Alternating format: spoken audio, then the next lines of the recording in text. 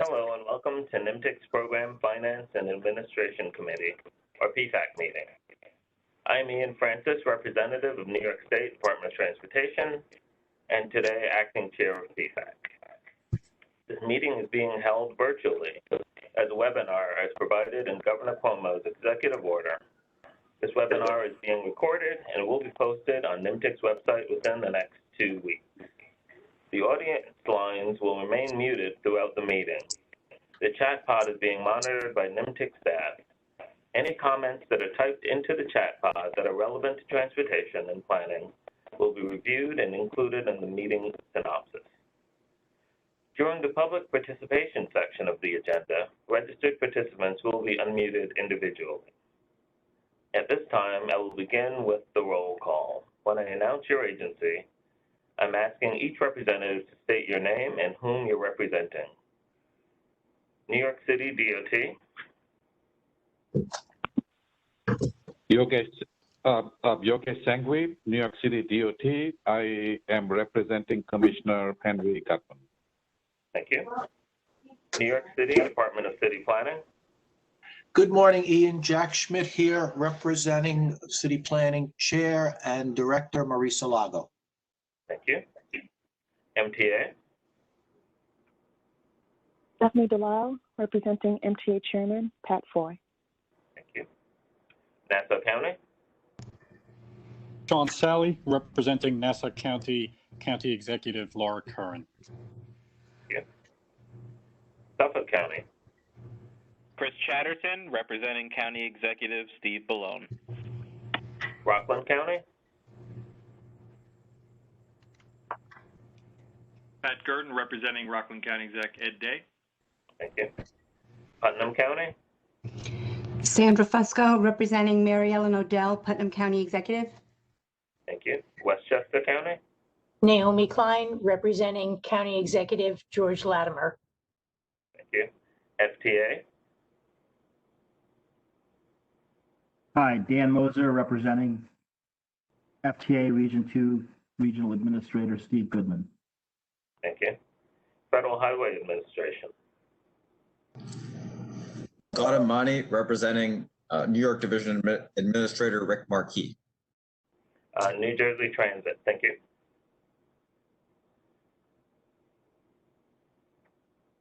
New Jersey Transit. Okay. New Jersey TPA, NJTPA. Yeah, Dave Barron here, representing Executive Director Mary Amin. Thank you. US EPA. Hannah Greenberg, representing Acting Regional Administrator Walter Mugden. Thank you. Port Authority. Good morning. This is Jay Sheffield, representing Executive Director Rick Cotton.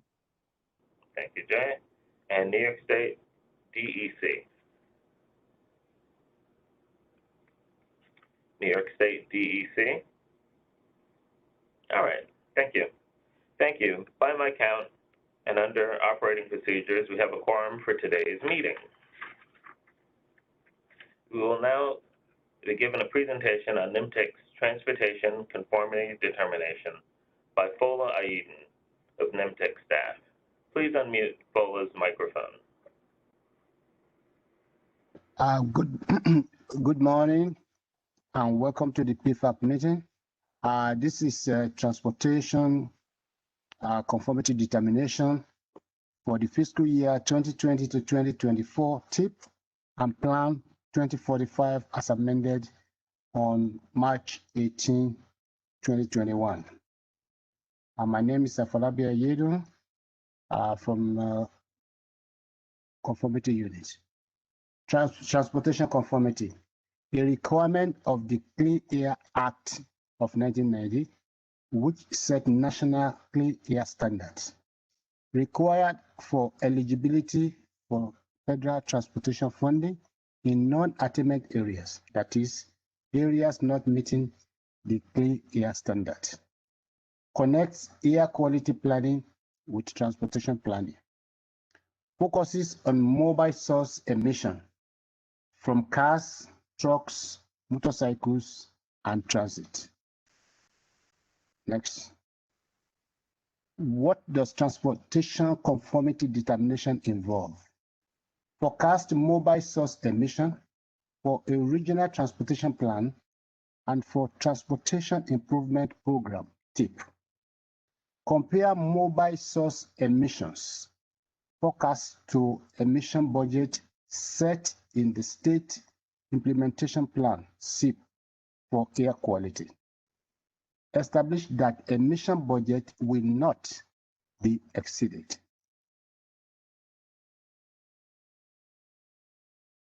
State implementation plan for air quality SIP establishes air quality non-attainment area based on the National Ambient Air Quality Standard. Forecast attainment of National Ambient Air Quality Standard by target years, addresses pollutant sources and types, and establishes emission budget. Mobile source emission budget applied to NYMTC'S plan and Transportation Improvement Program, TIP.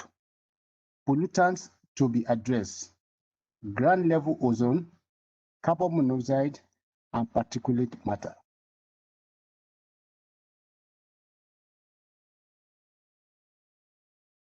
Interagency Consultation Group, ICG. On March 26, 2020, and reaffirmed on January 12, 2021, the ICG concurred that NYMTC has followed the necessary protocol and in order to meet the standard for this conformity determination. So based on the budget given to us, the budget is met over the period. And the criteria given below were those that NYMTC followed in order to attain that determination. Next. The graphic representation on the left reflects the current conformity determination which were presented to the PFAC members today. The VOC is volatile organic compounds, and the NOx is oxides of nitrogen. Ground level ozone, VOC, and NOx are New York Metropolitan Non-Attainment Area, all counties except Putnam. Fine pollutant matter, which is PM 2.5, were under maintenance plan, all counties except Putnam, plus Orange County. For carbon monoxide CO, now in limited maintenance, all the 5 boroughs in New York City, Westchester, and Nassau counties. And for the coarse particulate matter PM10, now in attainment, that is reflective of Manhattan only, and we are in attainment at this time. Next. The result of the regional emission analysis. The 9-county VOC mobile source emission analysis, tons per day. The budget given to us 65.69 tons per day. That is the budget for the SIP budget. And based on the results of the conformity analysis, we can see that the budget is met over the period 2023, 2025, 2035, and 2045. Over those periods, the budget is met, and we have pass status. Next. For the 9-county NOx mobile source emission analysis, the budget is also in tons per day, with the budget of 117.21 over the years. And for 2023, 2023, 2025, 2035, and 2045, the budget is met over the years. So the status is passed. Next. For the annual budget, it's given to us in terms per year. These are the 9 counties in Metropolitan and OCTC, Orange County Transportation Council, combined annual NOx mobile source emission analysis. We do this in combination, and the budget for that annually is 51,260.81 over the years, and we can see from year 2025, 2035, and 2045, the budget is met. So the status pass. Next.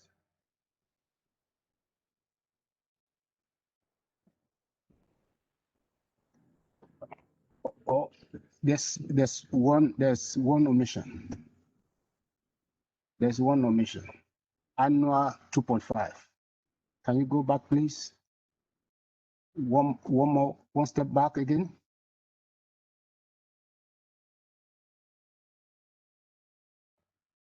There should be annual 2.5. I think it's an go back one more step, please.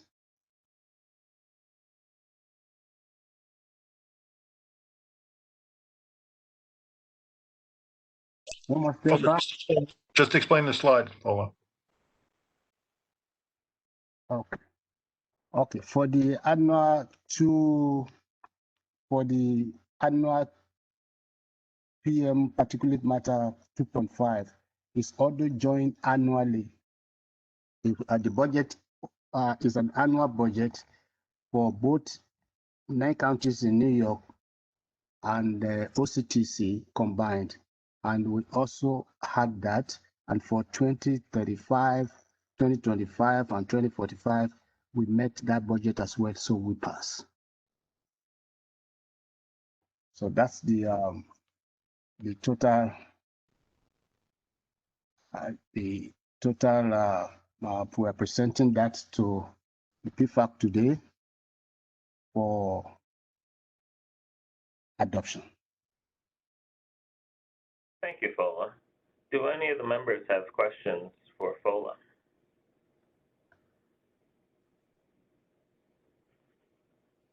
All right, no questions. Thank you, Fola. You're welcome, sir. Okay. So now we'll move on to the public participation portion of our meeting. We've set aside 15 minutes of the agenda to hear from participants who have registered to speak with prepared remarks. We will hear from these participants in the order they have registered for the duration of the allotted time. We ask that all participants limit your comments to relevant transportation and planning related items and to less than 3 minutes, so we can hear from as many speakers as possible in the allotted time. The first registered speaker is Murray Bowden. Please unmute Murray's microphone. This is Murray Bowden. I spoke to last month about correcting road lines in New York State, and Ron said, sure, we'll take a look at it. Guess what? Nothing happened. So where does responsibility happen for correcting unsafe road lines? Ron knows me 20 years. He can't do it. You're creating an unsafe condition. Naomi and I have discussed this, and so have a lot of other people. Whose responsibility is it for safety? If Ron can't do it, who can? The road lines are patently illegal and have been for years, and nobody will take responsibility for fixing it. We live in an age of global warming where all kinds of resources have to be redirected. When in Peekskill, I've shown you lines that are obviously incorrect, and nobody takes responsibility for fixing them, then maybe we need new administration in the Department of Transportation and fire the people that have been there for so long. You all know who I am. I stand behind every word I say. This is recorded, and I can be sworn in any court to repeat it. Thank you. Goodbye. Thank you, Murray. The next registered speaker is Neil Weissman. Please unmute Neil's microphone. Good morning, committee members. My name is Neil Weissman for Complete George. Thank you for the opportunity to present. You have copies of full remarks, and I've posted a link in the chat.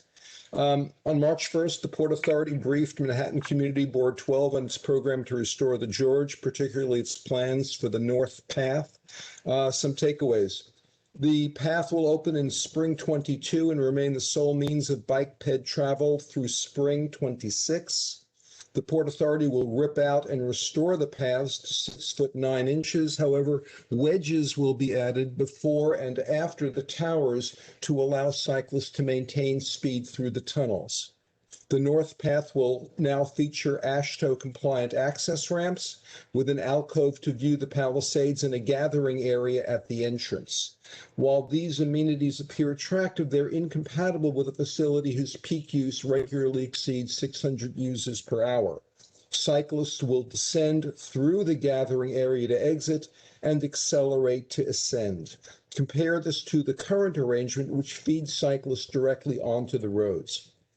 In 2015, the level of service of the South Path with a 75-25 split between bikes, pedestrians, and runners was F, or failing.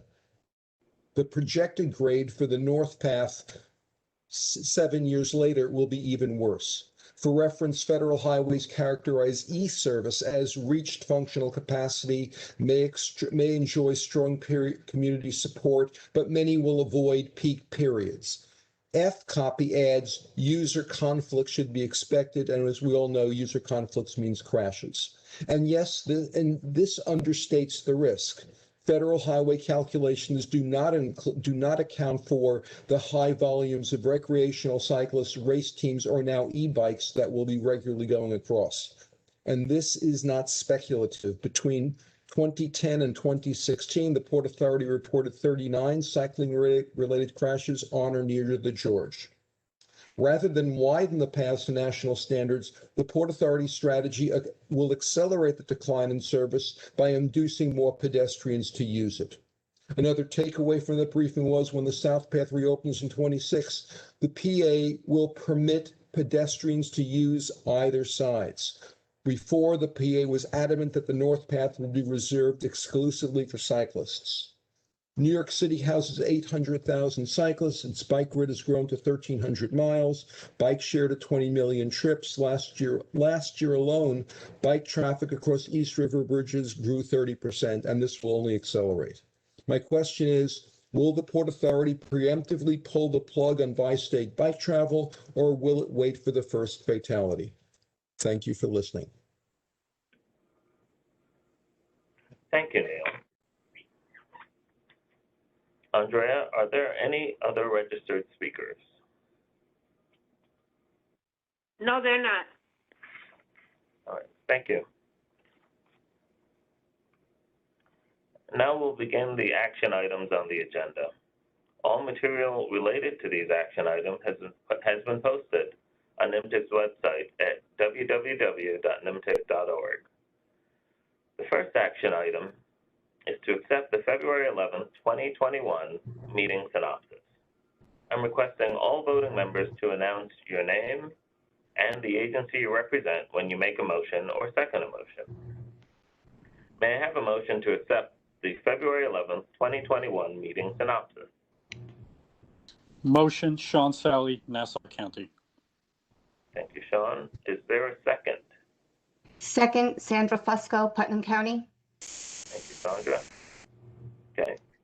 Is there any discussion? So we'll now vote by roll call, starting with the Lower Hudson Valley. Putnam County? Aye. Rockland County? Aye. Westchester County? Aye. On Long Island, Nassau County? Aye. Suffolk County? Aye. New York City DOT. Aye. New York City Department of City Planning. Aye. And finally, MTA. Aye. And for New York State, I say aye. Thank you all. The motion passes. The next action item is to adopt resolution number 519, Transportation Conformity Determination for Federal Fiscal Years 2018 to 2045, Regional Transportation Plan, and Federal Fiscal Years 2020 to 2024, Transportation Improvement, as amended, which was presented by FOLA earlier in the meeting. May I have a motion to adopt resolution number 519? Motion, Pat Gurdon, Rockland County. Thank you, Pat. Is there a second? Second, Sean Sally, Nassau County. Thank you. Is there any discussion? Okay, we will vote by roll call. The Lower Hudson Valley, Putnam County, Aye. Rockland County, Aye. Westchester County, Aye. on Long Island, Nassau County,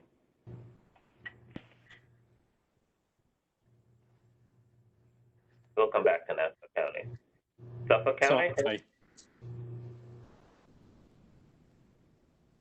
Suffolk, aye. okay, Nassau County, did I hear you? Yes, Nassau County, aye. Okay, thank you. New York City DOT. Okay, aye. New York City Planning.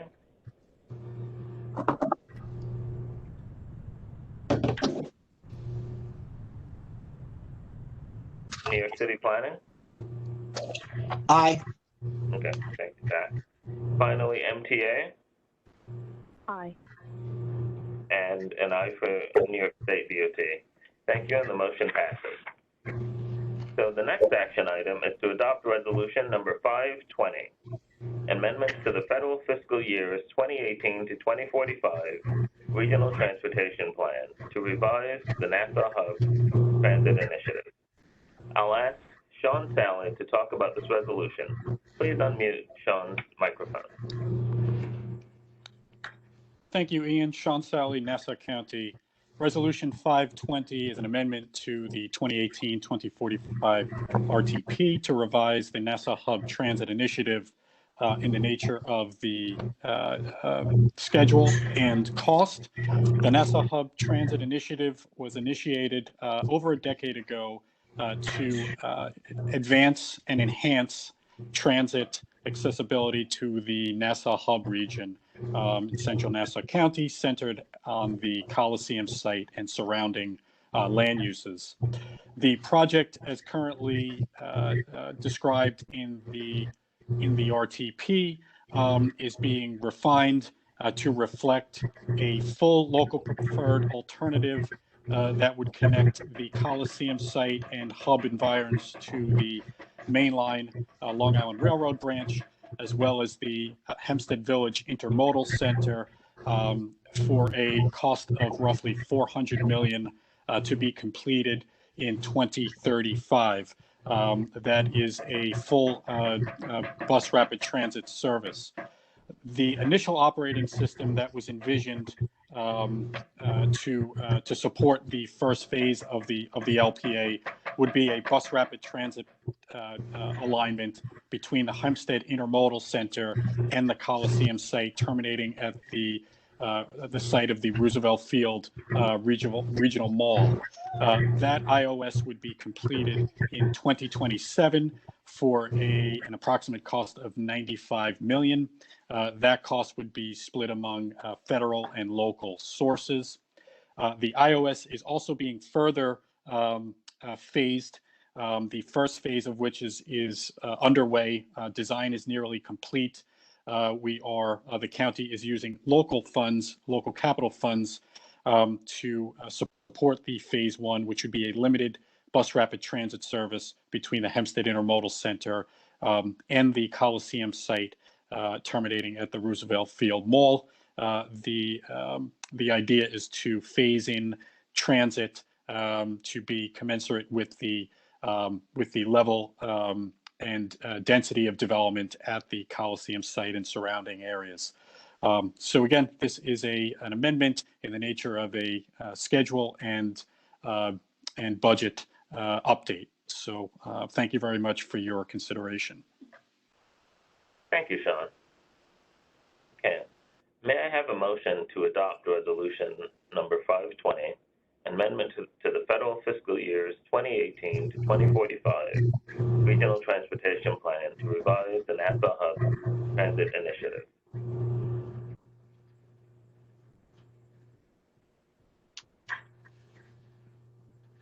That being black. So Sean, I will say that you moved it since you made the presentation. Is there a second? Moved by Nassau County. Ian, second. Jack Schmidt, New York City Planning. Thank you. Is there any discussion? Okay, we will vote by roll call again. Putnam County. Aye. Rockland County. Aye. The county.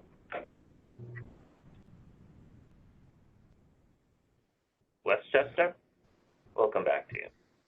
Okay. Aye. Nassau County. Okay. There's Westchester. Thank you. Nassau County.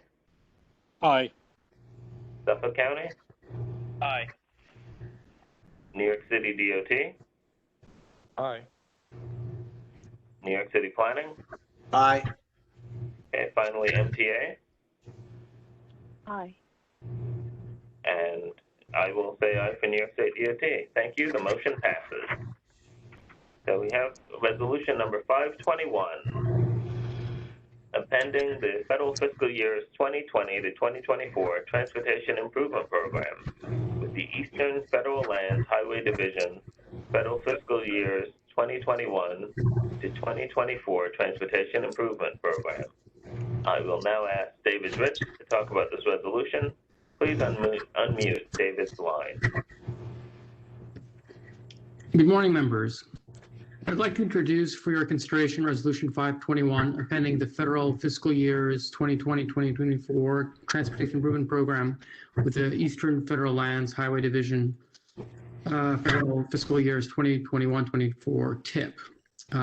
This resolution brings into compliance projects proposed in our metropolitan planning area by the Eastern Federal Lands Highway Division.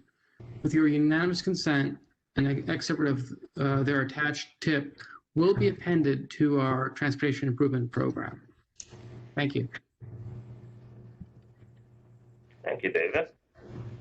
Are there any questions for David? All right. May I have a motion to adopt resolution number 521? So moved. Jack Schmidt, New York City Planning. Thank you. Is there a second? Second, Pat Gurdon, Rockland County. All right. Any discussion? All right. Let's vote. Putnam County.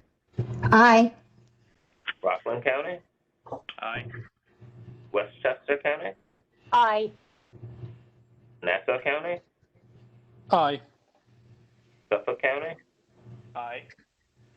Okay. New York City DOT. Aye.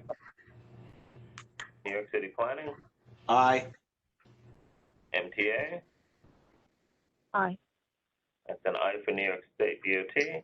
Thank you, and the motion passes. Okay, an information item. We will now be given a presentation on NYMTC's New York Best Practice Model Base Year Update.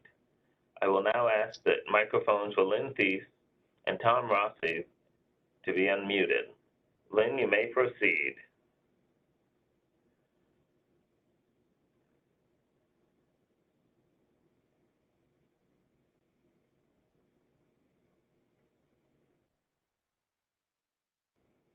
Lynn.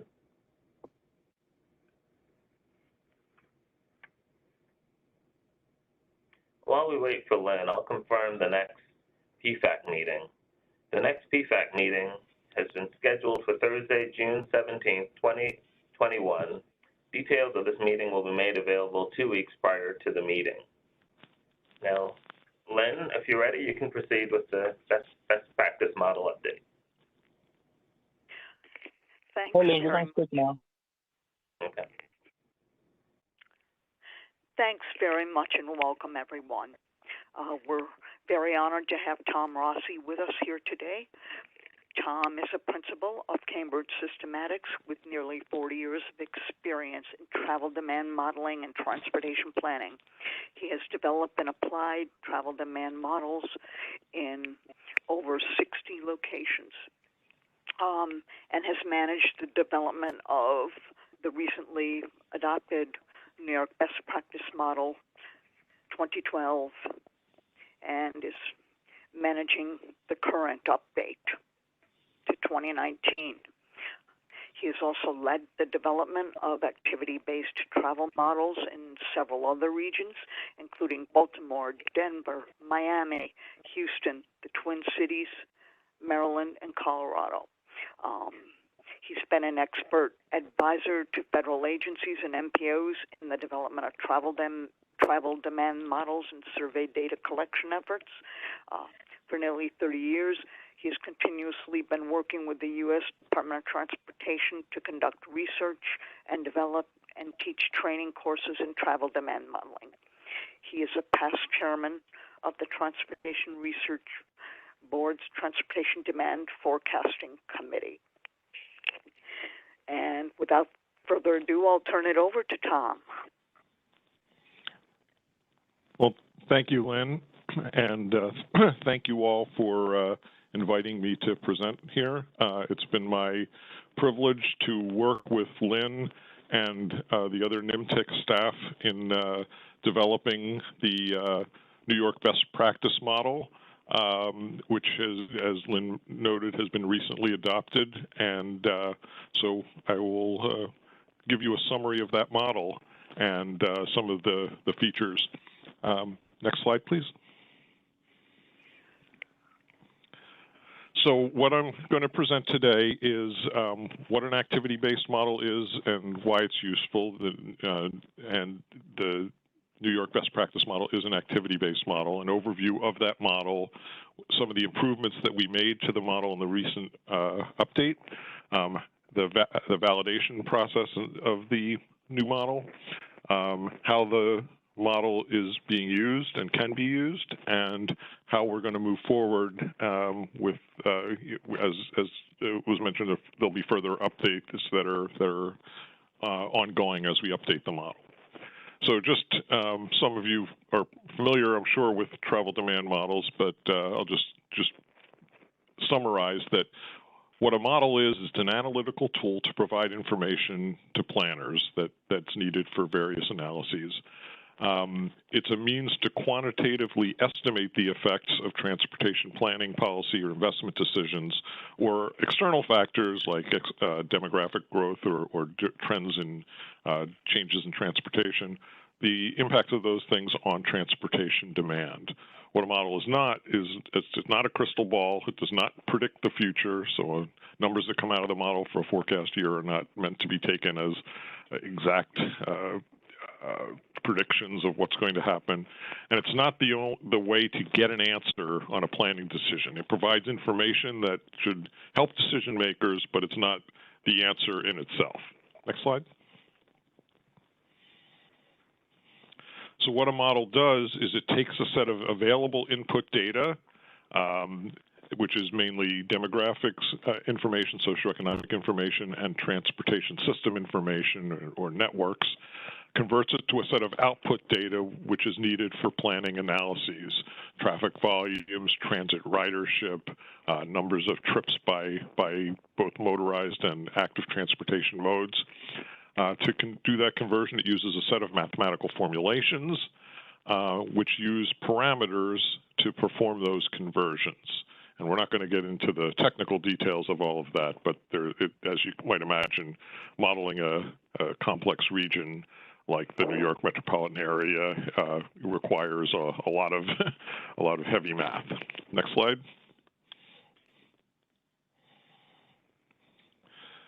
So as I mentioned, the NYBPM is an activity-based model. The input data, as I mentioned, is socioeconomic data, which is assembled at what's called the transportation analysis zone level There are thousands of those zones in the model, and also highway and transit networks that represent the transportation system in the region. And an activity-based model simulates individual travel for every person in the region through what's called a synthetic population. And the number of people in the synthetic population is the number of people in the region at the, for whatever scenario is being run, whether it's a base year scenario or a forecast year scenario. And it has the characteristics of those people and their households that they live in or group quarters. For each of those persons in the synthetic population, the model simulates their activities and their travel choices, and it then creates a set of trips that they make, which is converted into highway and transit trip tables. It does also simulate the trips made by active transportation modes like walking and bicycling. We look at those by mode and time period, and we assign those to the networks to get the volumes on individual highway and transit facilities. There are other components that are not activity-based, but are important parts of travel in the region, including external travel, meaning travel that comes into the region from outside or leaves the region from inside or crosses through the region. Truck travel. Travel to airports is modeled separately because it's a special situation. And of course, there are a lot of visitors to the region, and there's a separate visitor component that was introduced for this version of the NYBPM. Next slide. So the reason why an activity-based model was chosen, and this is not the first version of the NYBPM that is activity-based, it does provide a better representation of small but important travel segments, and that's because it uses this synthetic population which simulates individuals. So even if there are some relatively small segments that are important to have information on, we have that through the synthetic population. But the way it models things is it doesn't consider that people are traveling just for the sake of traveling, but as a means to perform activities of different types that may happen in different places. And in order to perform those activities in different places, they have to travel to get there, which is more how people make decisions in real life. It explicitly considers coordination of travel across the day. It's not just an individual trips that people make independent of one another, because people need to coordinate their daily schedules and also coordinate within their households. But even though everything is done at an individual level, we can sum up those results to get information on specific population segments. So, for example, if we want to do an equity analysis, we can look at the people in the synthetic population that are in a particular group of interest that we want to see the effects of whatever's being studied on. Next slide.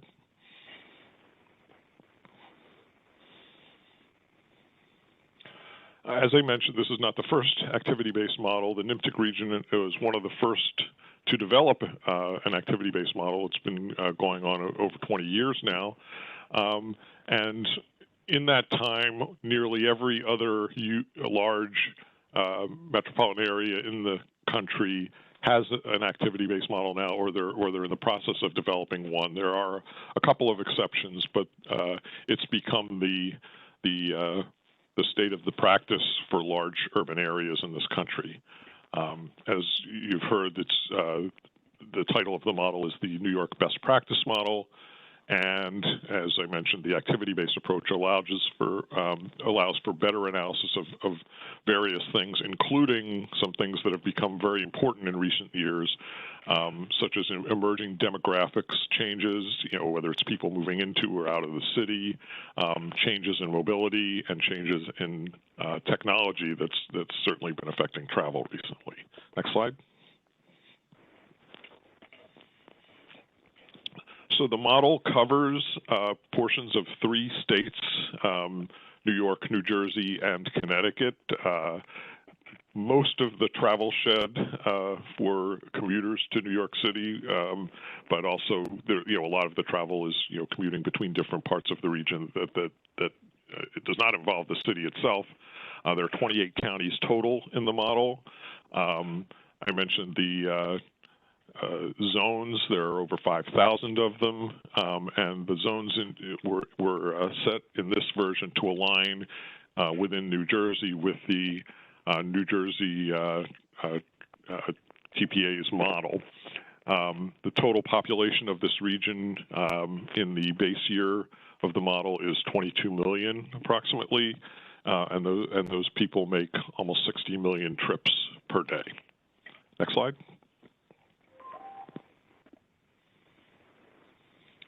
So some of the highlights, I mentioned 28 counties. There are over 66,000 roadway segments that are included in the model.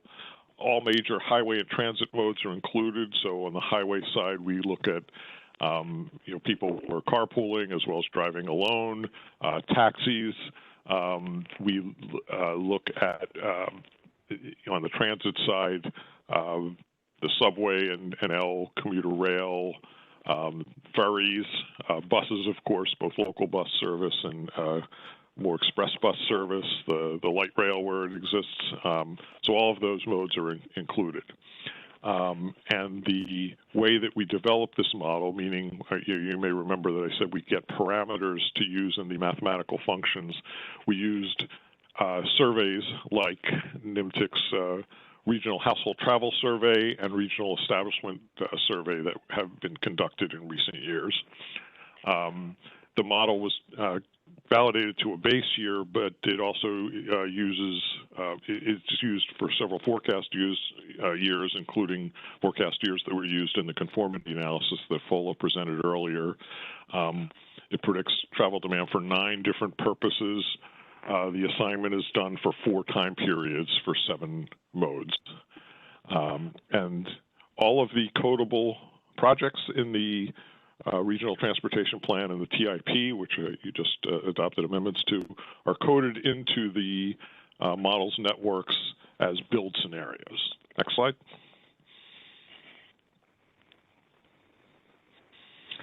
So the way that this was developed, and having developed a lot of these models in a lot of different places, every agency works differently. But this was truly a team effort that I think made the model a lot better than it would have been if people were not coordinating.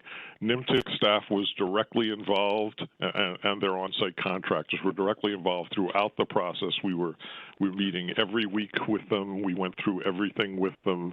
The consultant team that we led included a number of subcontractors, including universities, other consulting firms, and individual contractors, some of whom are located within the region, including the CS New York office. As I mentioned, we use the latest data, including the Regional Household Travel Survey and Regional Establishment Surveys. The model uses NYMTC's adopted socioeconomic data for the base year and forecast years. On the transit system, for the first time, we introduced the General Transit Feed Specification, which is a database that provides information on transit systems throughout the country, and obviously we use the transit systems that are within the model's region in the 3 states. There was a number of traffic counts, and of course, since this is a challenging model, not just because New York is so complex, but because of the state boundaries and other jurisdictions, county and other jurisdictions. But we got a lot of traffic count data. We got a lot of good cooperation from a lot of the agencies that you all represent, and that was really helpful in making this a good model. And on the transit side, the same thing. We got transit ridership information from all the various providers, and also surveys that they had conducted, which helped us understand better how people are using transit. The model was developed with a new user interface and reporting functions that were specifically designed to help NYMTC and other planners to do their analyses that they need to use the model results for. Next slide.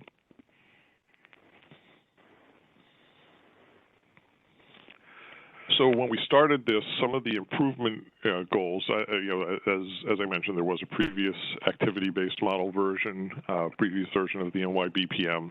We wanted to make the model a little more transparent and accessible, less of a black box, and accessible in terms of making it easier to use for the people who need to both use the model itself and to use the results.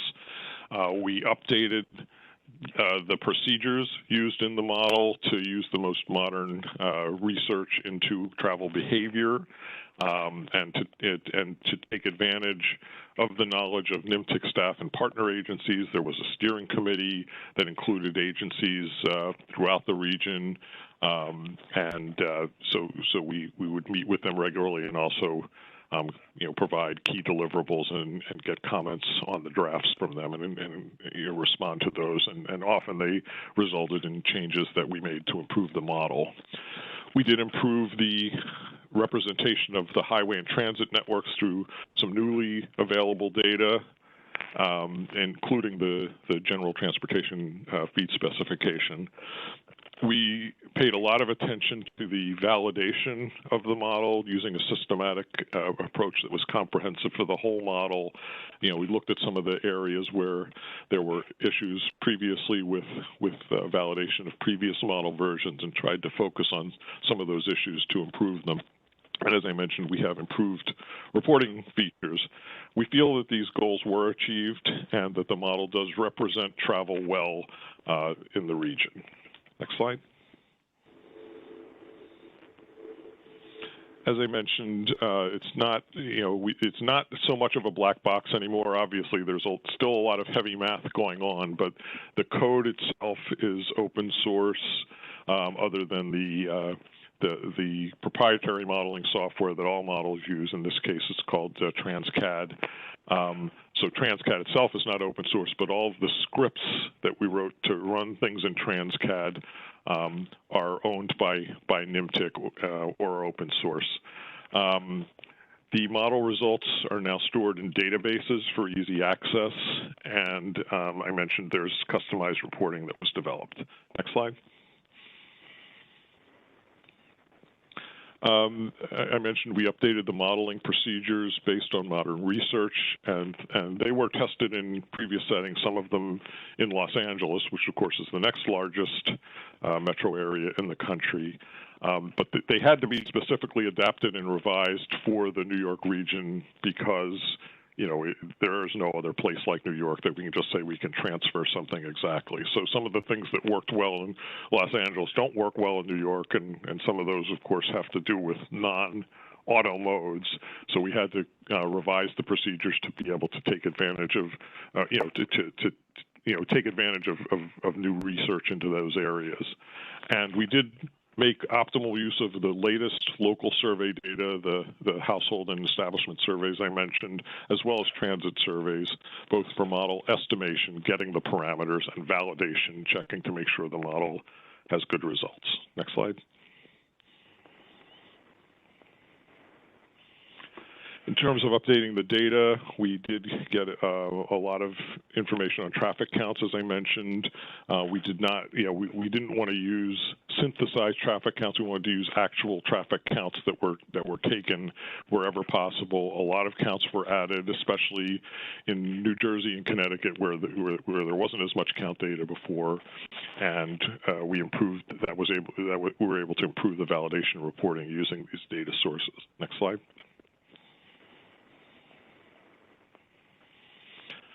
The model itself, we're not going to go through all this in detail, but there are 70 components approximately, and so it involves a lot of different data sources on the top left, and the outputs are mainly on the right. We have an interface that runs through TransCAD, which is the program that the previous model ran under and was familiar to NYMTC and other partners in the region who use the model. Next slide. As I mentioned, we paid a lot of attention to the validation of the model. It's based on industry standard procedures, including the Federal Highways Model Validation Reasonableness Checking Manual, and we developed a validation plan early in the project, which we then followed closely in terms of what things we were validating and how we were doing the comparisons. Every component of the model, all 70 of those, were validated and reviewed by NYMTC and the steering committee members, and the aggregate results were examined very closely. And whenever you run a model, you get results that look like they may need to be improved. We would explore that and make adjustments to the model so that the results would be better. Next slide. So the purpose of the validation was to confirm that the model does accurately reflect travel behavior in the region, both for existing conditions, but even more importantly, under future conditions, because existing conditions you can observe, but for future conditions you can't. So we ran the model for the base year, saw how well it compared to observed data. We also have sensitivity tests to see how the model reacts when key variables are changed, things that might be changing as part of scenarios that are tested in planning, and ensure that those results are reasonable for the specific types of planning analyses that people use the model results for. Next slide.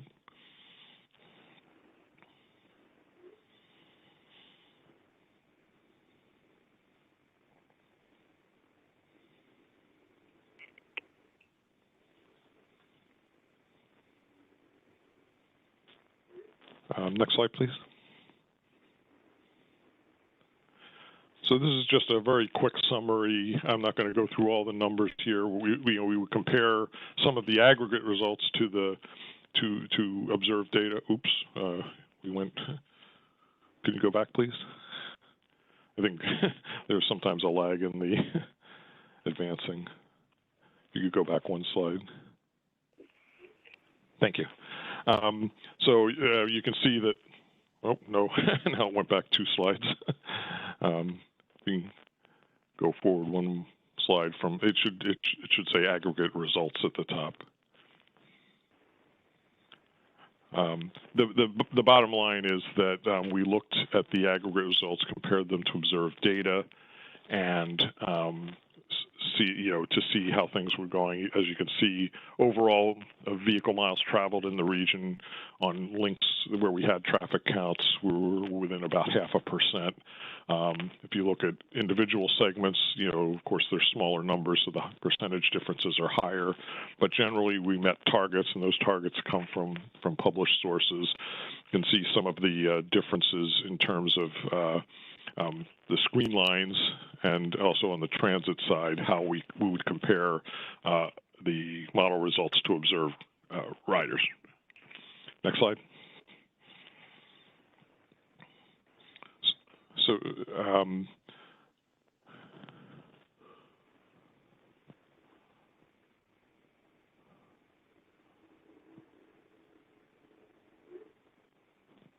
okay, so what does it all mean? So we have a new model that is easy to use. The interface is easy to use. You do need to, of course, have a basic understanding of modeling to use it, but the people who are using it, NYMTC has been using it, and of course, having worked with us directly throughout the project, we would incorporate their inputs so that we could make it as usable for NYMTC staff as possible. It does simulate regional travel well. It is ideal for things like transportation conformity analysis, looking at existing and future conditions, looking at all the different modes, and we also have the ability to model corridors and sub-areas. Next slide.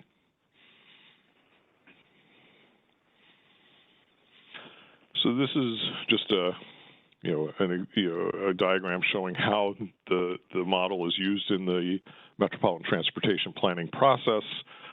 Using it for things like PEL studies, demand forecasts for the regional transportation plan, looking at individual studies, which may be projects that are part of the UPWP, and projects that may be studied, for inclusion in the TIP, and looking at things like congestion and regional emissions analysis, like the transportation conformity. Next slide.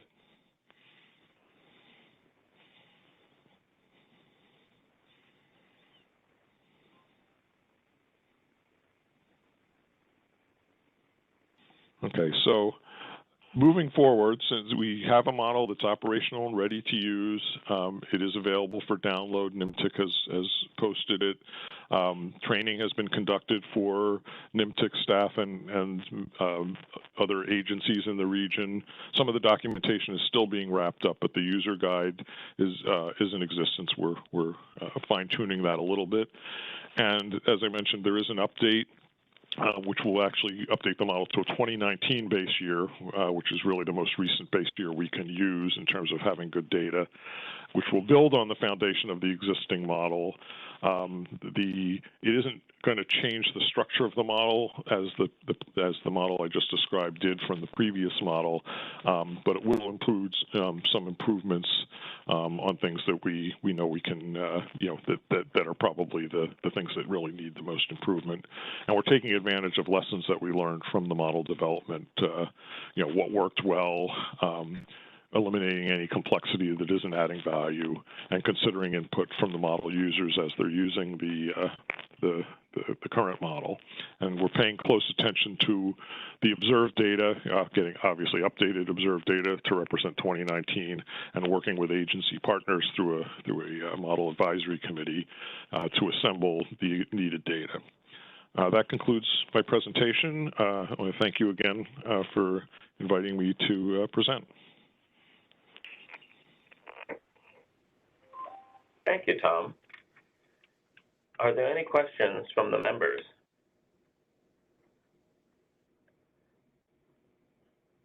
All right, thank you for the update, Tom.